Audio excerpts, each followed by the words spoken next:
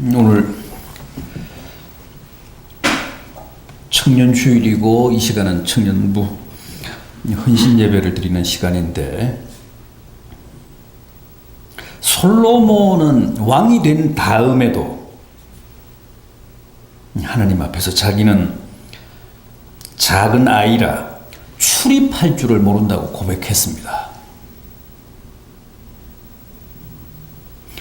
너무나 지당한 고백 아닙니까? 하나님은 연세가 어떻게 되죠? 영원입니다. 따라서 하나님 앞에서 자기 나이를 자랑할 사람은 아무도 없습니다. 100살을 먹어도 1000살을 먹어도 하나님 앞에서는 다 솔로몬의 고백처럼 어린 아이일 수밖에 없습니다. 60, 70세가 된 자식도 부모 앞에서는 여전히 철없는 아이에 불과하듯이 우리는 다 하나님 앞에서 어린 아이고 영원한 청년입니다.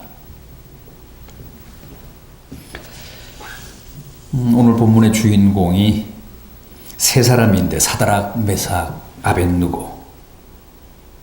이들도 열혈 청년들이었습니다. 원래는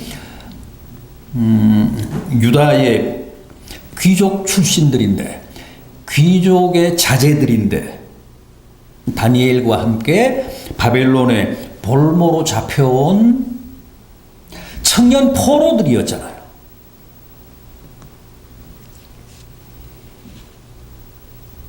이들은 모두 15, 16세에 잡혀갔습니다. 어린 나이로 바벨론에 끌려왔습니다. 바벨론은 계획적으로 그랬습니다. 이스라엘의 어린 영재들을 전략적으로 그렇게 잡아간 겁니다. 잘 키워서 장차 유다 내에 친바벨론 세력을 구축하기 위해서, 그래서 효과적으로 유다를 지배하기 위한 그런 전략으로 그렇게 어린 영재들을 포로로 잡아간 겁니다. 이 소년들의 이름도 사실은 사드락, 메삭, 아벳느고도 다 바벨론식의 이름으로 바꾼 겁니다. 전에 일제가 창씨 개명을 했듯이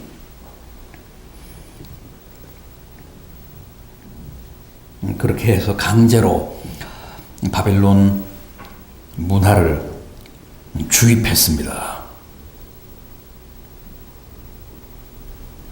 바벨론 사상을 쇠뇌한 겁니다. 어린 영재들에게. 그러나 다니엘의 세 친구였던 오늘 본문의 주인공 사드락, 메삭, 아벳느고는 거기에 굴하지 않았습니다. 바벨론의 이교 문화, 그 우상 숭배 문화에 동화되지 않았습니다. 따라서 하나님이 그들을 귀하게 보신 겁니다. 그래서 늘 그들에게 큰 은혜를 베푸셨습니다. 특히 다니엘에게는 왕의 꿈을 해몽할 수 있는 놀라운 영감과 지혜를 주셔서 바벨론의 그 어떤 박사도 술사도 풀 수 없었던 난해한 왕의 꿈을 명쾌하게 풀어서 바벨론 왕 느부갓네살이 탐복하며 많은 예물을 주고, 다니엘에게는 물론이고 다니엘의 세 친구였던 사드락, 메삭, 아벳느고에게도 높은 관직을 베풀었습니다.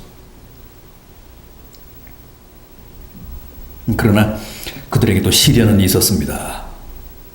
느부갓네살 왕이 금으로 거대한 신상을 만들어 세우고 모든 관료들과 백성들로 하여금 거기에 절하며 섬기라고 했습니다.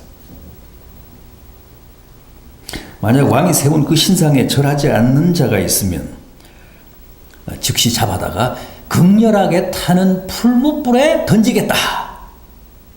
그런 포고령을 내렸습니다. 결국 사드락, 메삭, 아벳느고는 그 왕의 우상 앞에 절하지 않았다는 이유로 체포가 됩니다. 왕 앞에 끌려왔습니다.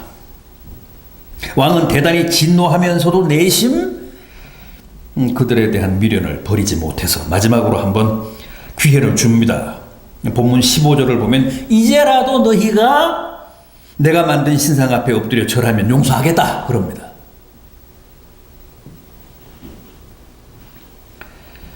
그러나 그들은 왕의 그런 최후의 선처마저도 단호하게 거절하며 죽기를 각오합니다. 어떻게 어린 10대들이 그럴 수 있었을까요?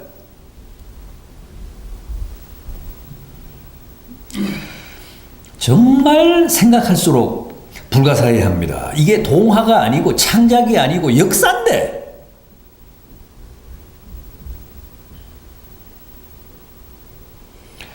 어떻게 그럴 수 있었을까? 자, 그럼 그들의 믿음을 한번 구체적으로 보겠습니다. 우선 그들은 타협을 몰랐습니다. 타협을 모르는 신앙을 가졌었습니다.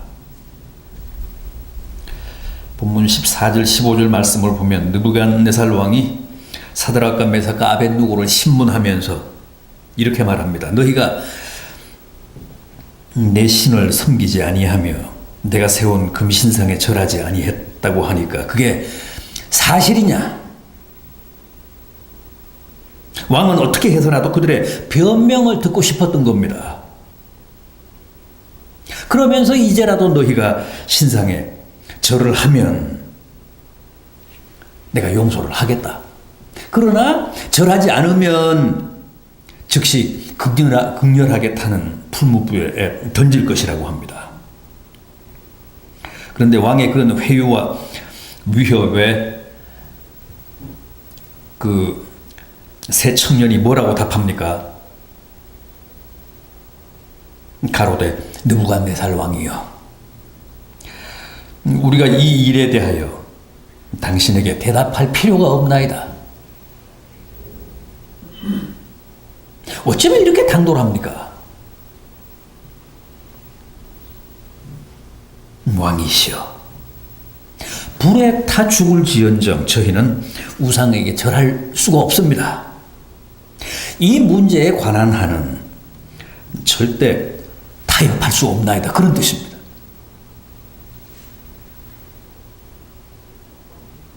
사실 이들이 타협을 거부한 것은 이번이 처음이 아닙니다. 날마다 식탁에 오르는 각종 진미와 포도주를 거부하고 오직 야채와 물만 먹겠다. 왜냐하면 그들의 식탁에 오르는 모든 육류가 이미 우상 앞에 바쳐졌던 우상의 제물이었기 때문에 그걸 거부한 겁니다. 부정한 음식으로 자기들의 몸을 더럽힐 수 없다는 거예요. 그러니까 그들은 하나님이냐 우상이냐 신앙이냐 타협이냐의 기로에 섰을 때 언제나 단호했습니다. 철저했습니다. 오늘 우리들의 문제는 뭘까요? 양보할 것은 양보하지 않고 절대 양보해서는 안 될 것은 너무 쉽게 양보한다는 데 있지 않습니까?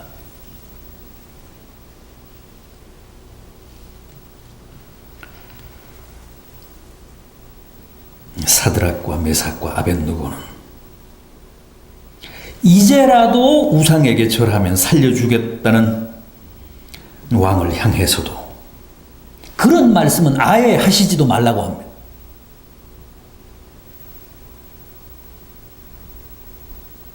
추호도 타협을 모르는 그들의 순교적 신앙이 오늘 우리들에게도 큰 도전이 되기를 진심으로 바랍니다. 뿐만 아닙니다. 그들의 신앙은 하나님의 능력과 구원을 확신하는 신앙이었습니다. 15절 하반절을 보면 느부갓네살 왕이 너희가 저 극렬히 타는 풀무불 가운데 던져지는 한 그 어떤 신도 감히 너희를 구원해내지 못할 것이라고 합니다. 아주 단언을 합니다. 그럼에도 그 세 청년은 조금 더 흔들리지 않습니다. 어떻게 그럴 수 있었을까요? 그것은 그들이 하나님의 구원을 굳게 믿었기 때문입니다. 계속되는 17절입니다. 왕이여, 우리가 섬기는 우리 하나님이 우리를 극렬히 타는 풀무불 가운데서 능히 건져내시겠고 왕의 손에서도 건져내시리이다.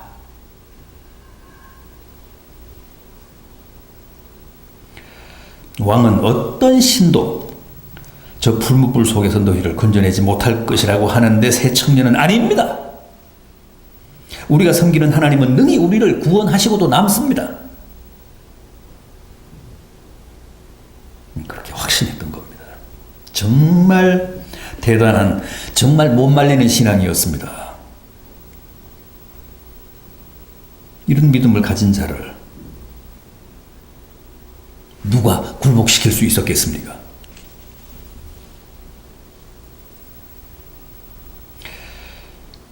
오늘 우리는 3장을 봤습니다만은 더 나아가서 6장에 가면 이번에는 다니엘이 다시 굶주린 사자굴에 던져지잖아요.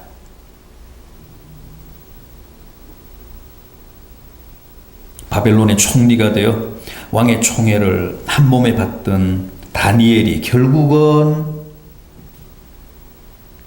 왕명을 어기고 날마다 자기 방에서 예루살렘으로 향한 창을 열어놓고 하루 3번씩 무릎 꿇고 기도했다는 이유로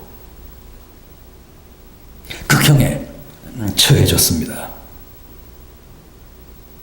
그런데 다니엘도 역시 추호에 흐트러짐이 없었습니다.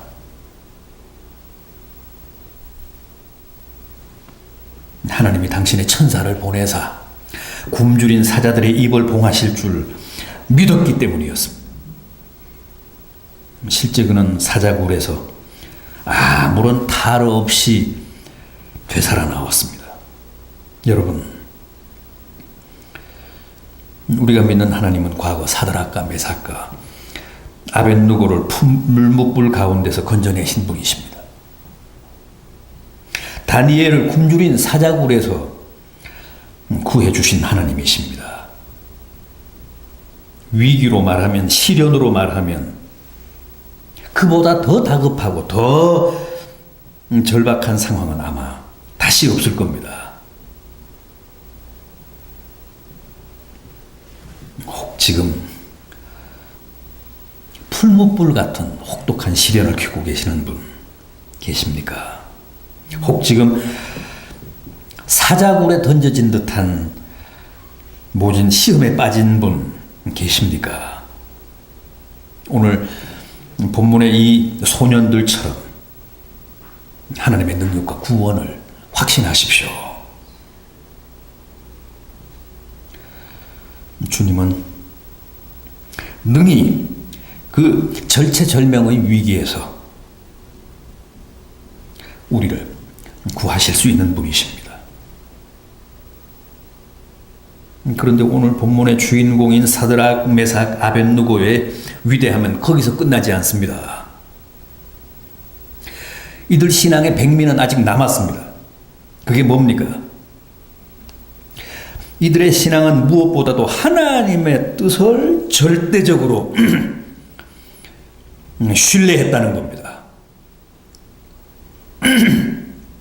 본문 18절을 보십시오. 그리 아니하실지라도 왕이여, 우리가 왕의 신들을 섬기지 아니하겠고 왕의 세우신 금신상에 절하지도 아니할 것을 아옵소서. 이게 무슨 뜻입니까? 우리가 섬기는 하나님이 우리를 극렬히 타는 풀무불 가운데서 능히 건지실 줄 믿습니다. 그러나 하나님이 그렇게 하시지 않을지라도 우리는 결코 왕의 신들을 섬기거나 금신상에 절하지 않겠다는 겁니다. 이것은 주님의 뜻이 비록 우리의 기대와 바람과는 달라서 혹 우리의 구하는 바가 응답되지 아니할지라도 우리는 오직 하나님만을 믿고 주님의 뜻만을 따르겠다는 겁니다. 혹 그리 아니하실지라도 끝까지 신앙의 정절과 순결을 저버리지 않겠다는 다짐이고 약속입니다. 맹세입니다.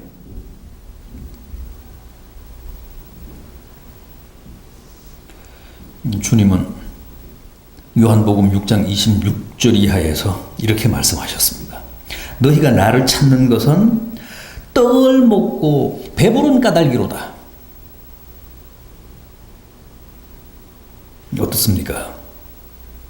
배가 고파도 떡을 주시지 않아도 혹 그리 하시지 않을지라도 정말 주님을 따를 수 있겠습니까? 사드락과 메삭과 아벳누고 이 세 청년은 그랬습니다. 그리 아니하실지라도 우리는 주님의 뜻만을 따르겠습니다.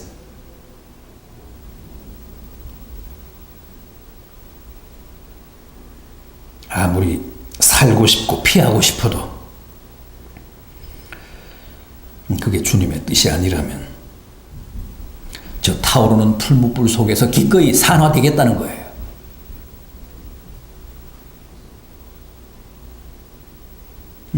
어느 쪽이든 그게 하나님의 뜻이라면 절대 순종하겠다는 겁니다.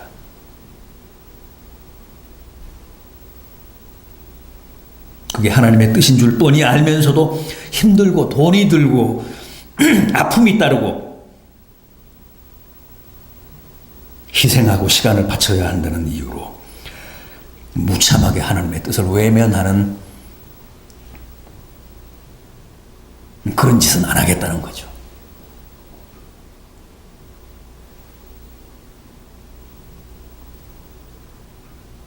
자, 그렇게 해서 어떻게 됐습니까?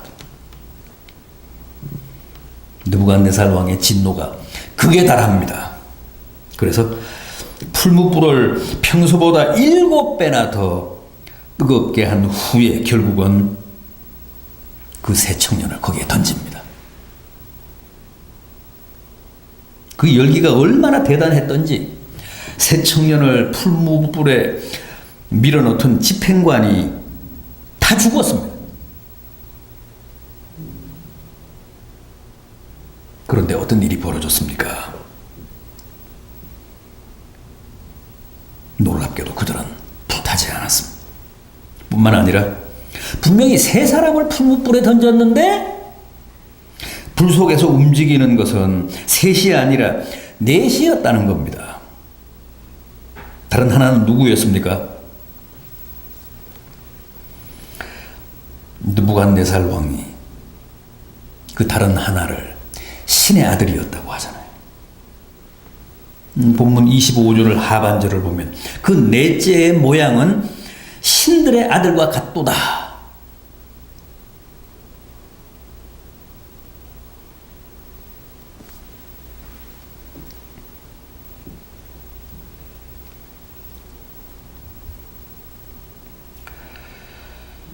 맞습니다. 그는 하나님의 아들이셨습니다. 주님이셨습니다. 하나님이 그의 아들을 보내셔서 그들을 지키시고 불 가운데서 건져주셨습니다. 털끝 하나도 상하지 않았다고 합니다. 사무엘을 사자굴에서 건지실 때도 천사를 보내사 굶주린 사자들의 입을 봉했다고 하지 않았습니까?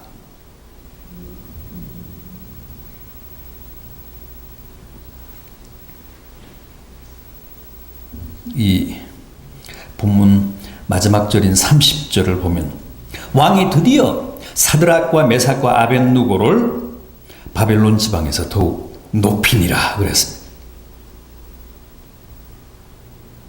왕이 도리어 그 새 청년의 위대한 신앙 앞에 굴복한 겁니다.